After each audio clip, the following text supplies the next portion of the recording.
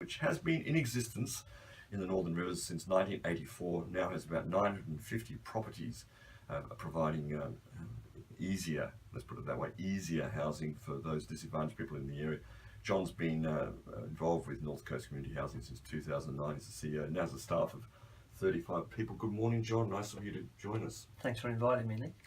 Now, last week, the Echo had a rather large double-page piece about the housing crisis in Byron. You're quoted. He said, but the issue of affordable housing in the region is endemic. It's getting worse and worse almost every week, almost every day. People I know all the time are talking about it.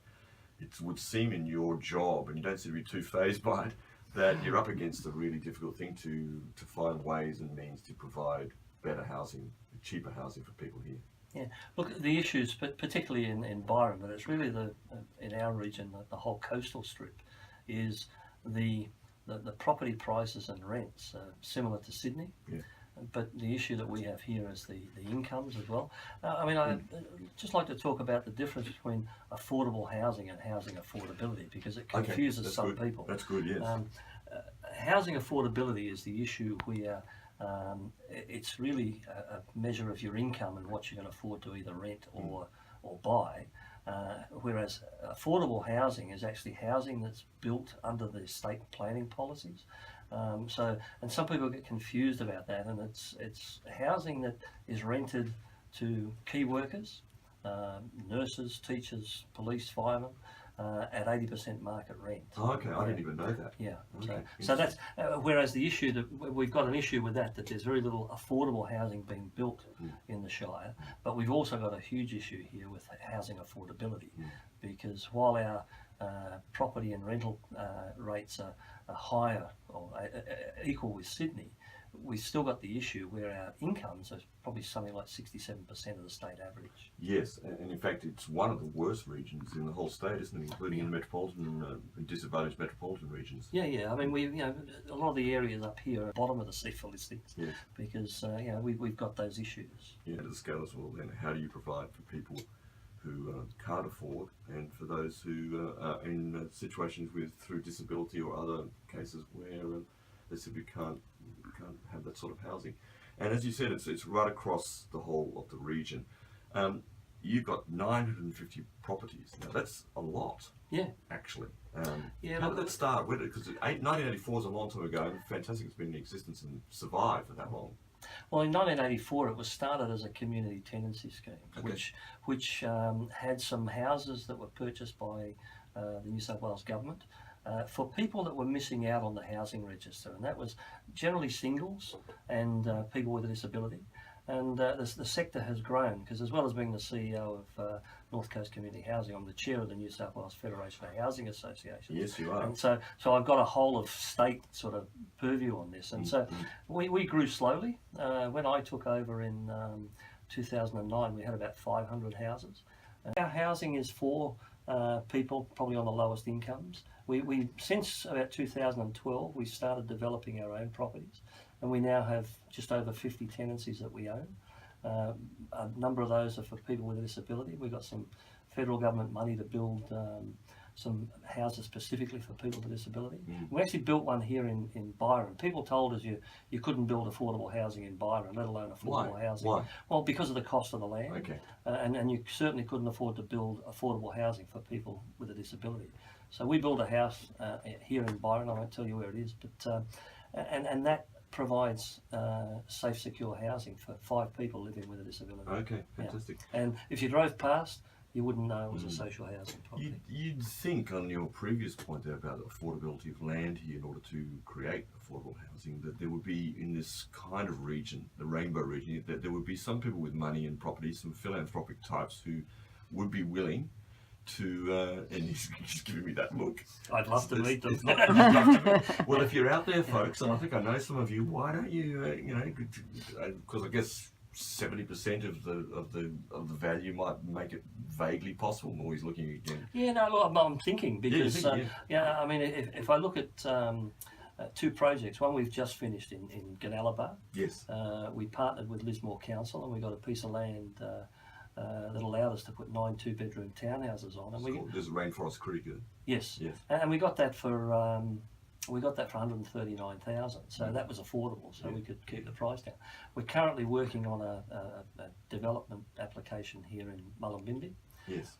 Where we're paying, because the council has to meet its Fit for the Future obligations, we're paying market rate for that land. So what we have to do then is actually use the density bonuses from the planning policies to actually make those affordable. So on that particular project, we're looking at this stage 25 units, and we're looking at if we sell 19 of them, then we can keep 6, 4 as social housing, and then 2 as affordable housing. So because there's no government funding at the moment for this type of housing. That's wonderful, but it also brings up all these issues. You end up with 2 out of the 25 in order to make 6 altogether. So you sell 4. No, we sell 19. You sell 19 to fund it. We keep 4 as social housing, so people off the housing waiting list, and then 2 as affordable housing for people that are key workers. So that distinction, social and affordable, is important, isn't it? Yeah. Okay. So that's great, and it still is a bit of a battle uphill, clearly. And again, just to come back to the piece that was in the Echo last week about Airbnb and holiday lettings and the like, because in there it quotes figures from the Australian Bureau of Statistics that there were 2,057 empty dwellings in the Byron Shire on census night. 2,057. Yeah. And of course, quite a lot, I can't see the statistics right here, but a number which are underutilised, occupied because of Airbnb or other factors. That's pretty extraordinary, isn't it? Look, Byron, I think everybody that lives in Byron, and I'm a Byron ratepayer as well, everybody that lives in Byron understands that Byron's a special place. And I think that's one of the issues, is that everybody wants to come here. And if you look at the hotspots, I was at a meeting recently where the 3 Airbnb hotspots are London, Sydney and Byron Bay. So everybody wants to come here, and that exacerbates the housing affordability issue. It certainly makes it difficult for people to rent. I mean, the average rent now for a 3-bedroom house in Byron is $650 a week. Yes. So I don't know how people... That's actually cheap from what I've heard. Well, but this is long-term rental, and I mean, the sad thing about that is, if you put that with the incomes, then what it means is that families can't afford to rent, so they end up having to share, and you end up with 4 or 5 people in a house just to split the rent up. Yeah, exactly. You mentioned government funding before. Yeah. Obviously, you attempt to get government funding in an era where just about everything has been cut back in all fronts. How's that dealing with governments, and what sort of response do you get state and federally? Look, I'm going to be really positive about this because I've been positive about government. That's refreshing. Well, I'm hoping to be positive because I've been in the sector for 8 years, and my colleagues that have been in the sector much longer than me have talked about how it's been really hard to get the affordable housing and housing affordability onto the agenda. But if you look at the federal government at the last budget, they've committed to setting up our version of the Housing Finance Corporation to provide long-term low-interest finance for the community housing sector. Assistant Minister Sukkar the other day actually came out and committed to growing the community housing sector. The missing piece at the moment, getting long-term low-cost finance is only one part. The issue with social and affordable housing is funding the gap. I mean, simple sums. It costs you $250,000 to build a housing outcome, and you rent it for $165 a week. You're losing money. So somebody has to fund that gap, and they are talking about it at the moment. So that's why I'm hopeful, because I'm hoping that the state government will step in and acknowledge the fact that they have to fund that gap. A recent IPART review into the social housing and the rent setting actually acknowledged the fact that the system in New South Wales is broken, and the government should really invest $950 million a year to fix it by funding that gap. Because if we got the gap funded, we could find land, and then you could financially make it stack up. But what we're trying to do, if I look at the Mullumbimby project, is we've got to sell the 19 to keep the 6. If the gap was funded, you could sell 10 and keep 15, and then you could really make a difference. I mean, I've been looking at this for 8 years now, and we're getting there. This will be our second project that we've we've cross-subsidised. But I'd love to be able to do it on a bigger scale. Yes. You talked about density before. Can you explain a little bit about that? Because you talk about specifically for New South Wales and especially in regional areas such as this, how to unlock the land opportunities in the existing New South Wales Land and Housing Corporation properties to get that density uplift. Yeah. What does that mean? Well, I'll give you an example of a property that we identified a few years ago that belongs to the Land and Housing Corporation, and there's a 2-bedroom, probably 50-year-old 5-row on that property on an 800 square metre block. We had some concept plans drawn up. We can get 8 housing outcomes on that, 4 2s and 4 1s. Because you raised the issue previously about under occupancy. Yes. Under occupancy in private Yes. properties is really, that's the owner's choice. But under occupancy in social housing properties, one of the difficulties there is that there's no options for people to move out because they might want to move into a smaller property. My mum and dad were like that. I grew up in public housing. We had a 4-bedroom house in Mount Druitt. And when my brother finally moved out, my mum and dad decided to downsize into 2-bed.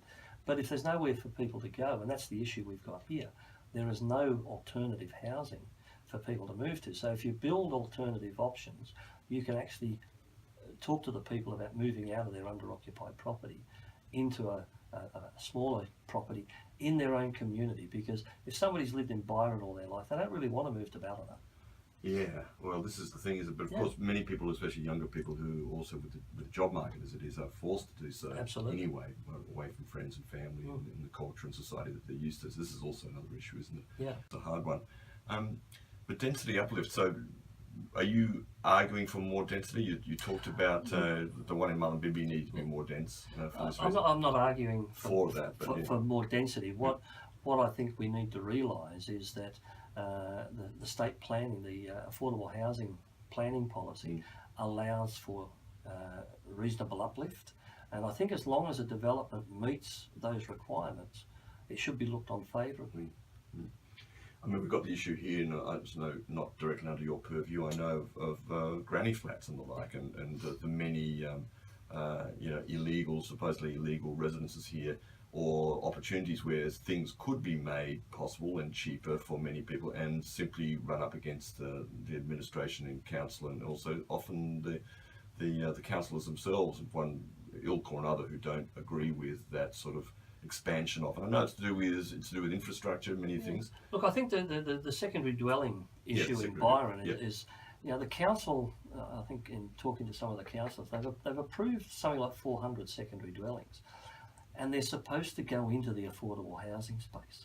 But one of the dilemmas is there's actually no compliance regime to make sure that they actually go there. So I mean, the council has given people development contribution relaxation on those, with the fact that they were supposed to go into affordable housing, but a lot of them have ended up in the Airbnb space as well. Yeah, exactly. You we're nearly out of time now, but the rail yard. This is up in Mullumbimby, Station Street. So that's the one you're talking about. So I thought for a minute that was a place in Bangla, and I was trying to get that clear. So that's the one that you're working on in Mullumbimby. Yeah, fantastic. Yeah, and look, that's a partnership with the council, because one of the issues with that site, council were in the process of subdividing the site into 4 blocks, and the fig tree was going to have to be cut down. Well, they passed a motion back in November 15 that to work with us and see if we could come up with a design that would work. And we think we have. So and that design, and the DA's in at the moment, and we've actually got a public meeting next Thursday next week at the Mullumbimby Civic Hall. Public meeting next Thursday week. That's Thursday week, 28th. Yeah. At 6:30 to 7:30. Okay, fantastic. So people can come along and actually find out about the project, ask any questions, and it's part of our community consultation on the DA. Fantastic. Yeah. We'll leave it there, John. That's very interesting. John McKenna, CEO of North Coast Community Housing, and also, as you said, chairperson of the Board of Directors for the New South Wales Federation for Housing Associations, and a number of other things, including disability housing and all sorts of other boards and directorships that you're on. You're a busy man. I like to keep busy. And I do think you're doing a wonderful job. Thanks very much. Thanks very much for joining us here on BayFM. Great.